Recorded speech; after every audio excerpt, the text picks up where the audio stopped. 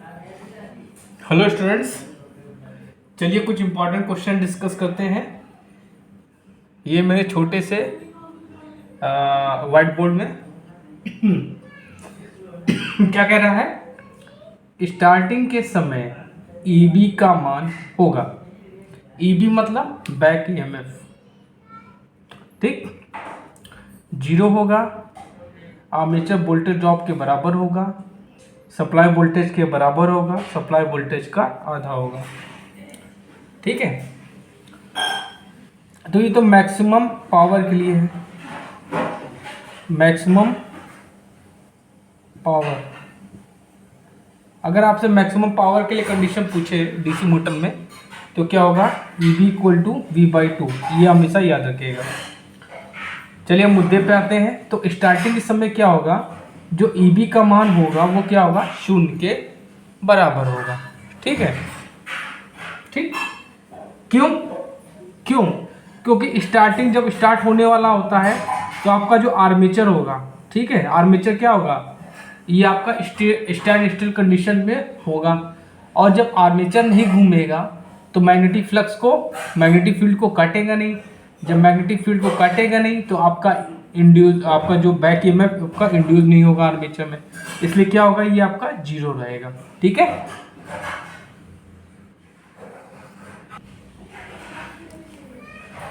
बच्चों चलिए अगला क्वेश्चन देखते हैं। कह रहा है कि डीसी मोटर में पोल्स की संख्या क्या होगी, चाल के व्युत्क्रमानुपाती होगा, चाल के अनुत्क्रमानुपाती होगा, ठीक है, चाल के बराबर होगा, और क्या होगा, चाल से अधिक होगा। ठीक है, देखिए क्या होता है, हम लोग जानते हैं, देखिए कोई चीज पढ़िए तो उसका रीजन लेके पढ़िए। अगर रीजन लेके आप पढ़ेंगे तो कभी कंफ्यूज नहीं होंगे, और जब कभी कंफ्यूज नहीं होंगे तो आपका आंसर हमेशा सही रहेगा। देखिए क्या हो गया, डीसी मोटर की बात है तो EB इज इक्वल टू क्या हो जाएगा, 5ZPN/60A। ठीक, ओके। सो अगर हम यहां पे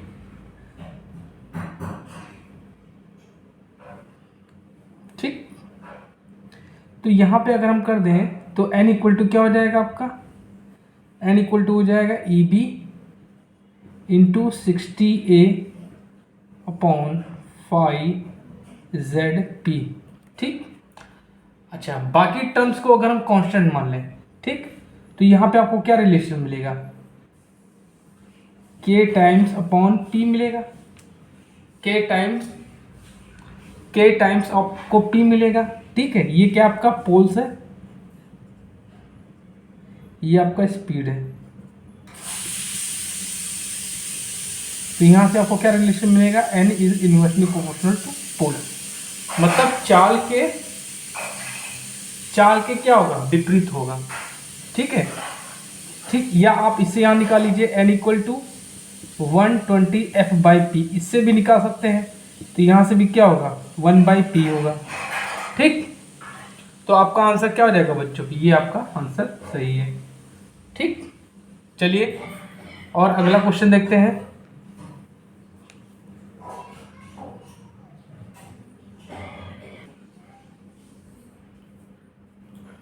चलिए अगला क्वेश्चन देखते हैं। कह रहा है कि आर्मेचर धारा का सूत्र है, पहला ये दे गया V plus EB upon RA, V minus EB/RA, EB/RA, V/RA। चलिए निकाल लेते हैं ना, निकालने में क्या, देखिए ये आपका आर्मेचर हो गया, ठीक, और ये आपका क्या हो गया, वोल्टेज हो गया, पॉजिटिव हो गया, ये निगेटिव पोलरिटी, ये वो का आपका हो गया V हो गया। ठीक, अब आर्मेचर करंट आपकी ये आ रही होगी, ठीक, ये प्लस हो गया, ये माइनस हो गया, और ये आपका EB हो गया। ठीक, अब हम क्या मान लेते हैं, करंट का डायरेक्शन ये मान लेते हैं, एंटी क्लॉक। ठीक, तो इसमें हम लोग क्या लगाएंगे, KVL लगाएंगे। तो KVL लगाइए, तो यहाँ पे क्या हो जाएगा, IA/RA वोल्टेज ड्रॉप हो जाएगा। ठीक, तो करंट आपकी आ रही है, तो आपका EMF किससे इंटर करेगा, यूँ, तो ये हो जाएगा प्लस का EB, और ये अब ये पूरा कंप्लीट होगा तो आपका वोल्टेज, ये करंट आपको ऐसे ही आएगी, तो किससे इंटर करें, माइनस है, तो माइनस का V इक्वल टू 0। ठीक, तो क्या हो जाएगा, V minus EB equal to IA RA हो गया, तो IA इक्वल टू क्या आ जाएगा, V minus EB upon RA, तो ये आपका आंसर हो गया। ठीक, IA equal to V minus EB by RA। ठीक, तो इसमें आंसर क्या होगा आपका, तो इसमें बच्चों आंसर क्या हो जाएगा आपका, यही आंसर हो जाएगा। ठीक, सिंपल सा था। ठीक, अगर आपका कॉन्सेप्ट क्लियर है तो कोई भी क्वेश्चन दे देगा, आप आराम से कर लोगे। अगर कॉन्सेप्ट क्लियर नहीं है तो नहीं कर पाओगे।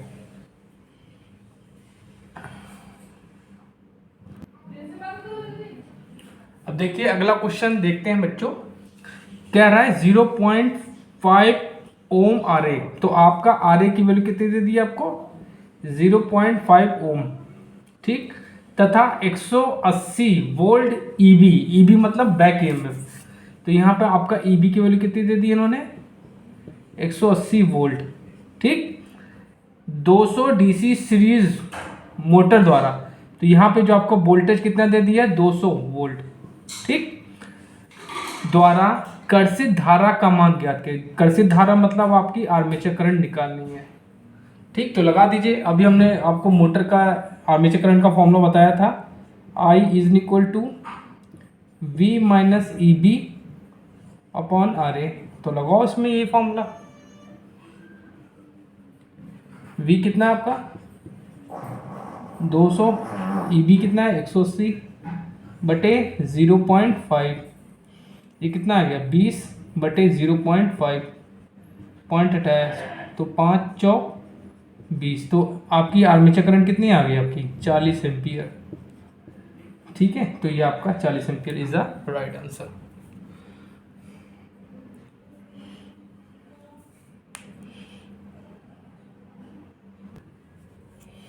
अब देखिए बहुत इंपॉर्टेंट क्वेश्चन है ये। क्वेश्चन आपका DMRC में पूछा गया है।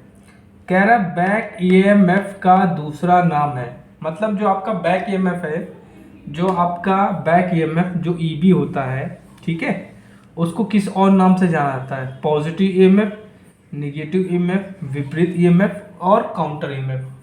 तो बैक EMF को हम लोग काउंटर EMF भी बोलते हैं, EB बराबर काउंटर EMF। ठीक, और जो काउंटर, ये जो आपका बैक EMF था, इसका फॉर्मूला क्या होता है, फाई ZPN बाई 60A।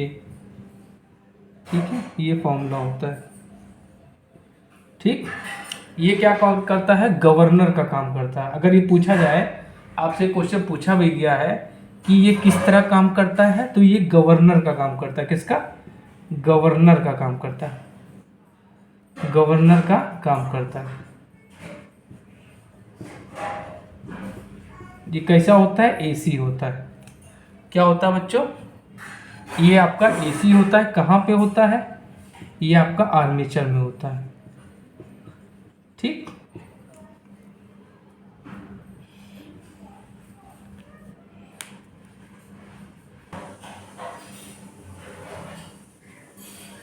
देखिए बहुत इंपॉर्टेंट क्वेश्चन है।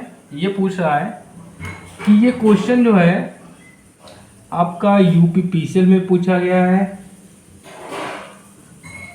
UP आर्मिनल में पूछा गया है, बहुत से एग्जाम में पूछा गया है। ये क्वेश्चन बहुत पूछा गया है।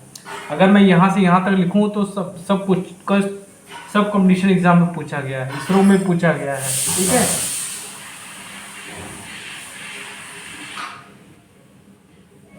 MPP में भी पूछा गया है। ठीक, चलिए देखते हैं किस मोटर को बिना लोड के स्टार्ट नहीं करना चाहिए, सीरीज मोटर को, शंट मोटर को, कंपाउंड मोटर को और नन। तो जो आपकी सीरीज मोटर होती है, इसको बिना लोड के स्टार्ट नहीं करना चाहिए। ठीक है, अगर इसको बिना लोड के स्टार्ट करेंगे, ठीक, तो दिक्कत हो सकती है। ठीक है, तो सीरीज मोटर को बिना लोड के स्टार्ट नहीं करना चाहिए। जो इसका जो टार्क होता है, देखिए N is directly proportional to EB by phi होता है। तो जब अगर फाई की वैल्यू 0 हो गई तो इसकी स्पीड क्या हो जाएगी, अनंत हो जाएगी। क्या हो जाएगी? अनंत हो जाएगी। और अनंत हो जाएगी तो क्या हो सकता है? बहुत कुछ हो सकता है, ठीक। और जो इसका टार्क होता है वो क्या होता है? Directly proportional to armature current होता है, ठीक। और इसका प्रयोग कहाँ करते हैं? इसका प्रयोग हम लोग सीरीज मोटर का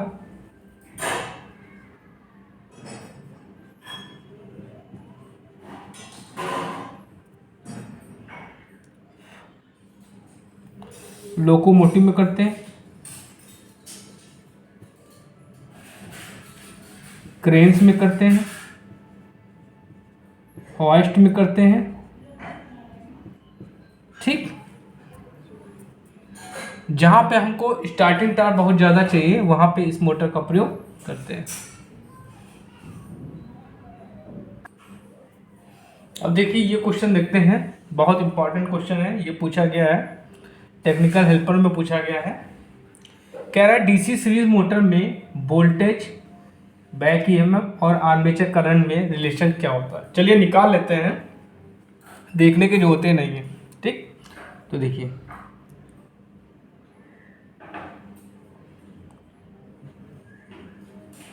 ये आपका आर्मेचर हो गया, ठीक। और इसके साथ हमने ये कॉइल लगा दी,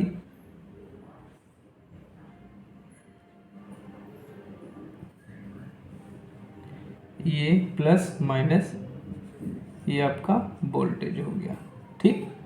ये आपकी आर्मेचर करंट आएगी और ये आपकी आईएससी होगी, ठीक। और ये आपका क्या हो जाएगा? बैक ईएम हो जाएगा ईबी, ठीक। ये आपका क्या हो जाएगा? प्लस ये माइनस। तो चलिए हम लोग केवीएल लगा देते हैं, ठीक। तो क्या हो जाएगा? वोल्टेज ड्रॉप निकालेंगे यहाँ पे ये वोल्टेज ड्रॉप क्या हो जाएगा? आईएससी आरएससी हो जाएगा, प्लस यहाँ आर्मेचर वोल्टेज ड्रॉप हो जाएगा, प्लस आईए आरए हो जाएगा, प्लस आपका क्या हो जाएगा? ईबी, ठीक है। और ये माइनस, अब यहाँ चलेंगे तो माइनस का वोल्टेज इक्वल टू 0, ठीक है। तो अब यहाँ पे देखिए हम लोग क्या करते हैं, इन सबको उधर भेज देते हैं। तो ई बी इक्वल टू क्या हो जाएगा आपका? ये माइनस में उधर जाए क्या हो जाएगा? प्लस हो जाएगा। और ये दोनों ये दोनों प्लस में इधर जाए क्या हो जाएगा? माइनस हो जाएगा। तो I A R A minus I S C R S C. तो ये आपका आंसर हो गया। तो आपका कौन सा होगा? ये सही है, ठीक है। तो बच्चों आज के लिए इतने क्वेश्चन बहुत है। आई होप आपको ये क्वेश्चन समझ में आए होंगे, अच्छे लगे होंगे। अगर आप चैनल पर नए हैं तो प्लीज़ मेरे चैनल को लाइक करिए, शेयर करिए एंड सब्सक्राइब करिए, जिससे मैं आप लोगों के लिए इसी तरह अच्छे अच्छे क्वेश्चन बनाता रहूं और आप लोगों की एग्ज़ाम की तैयारी हो सके।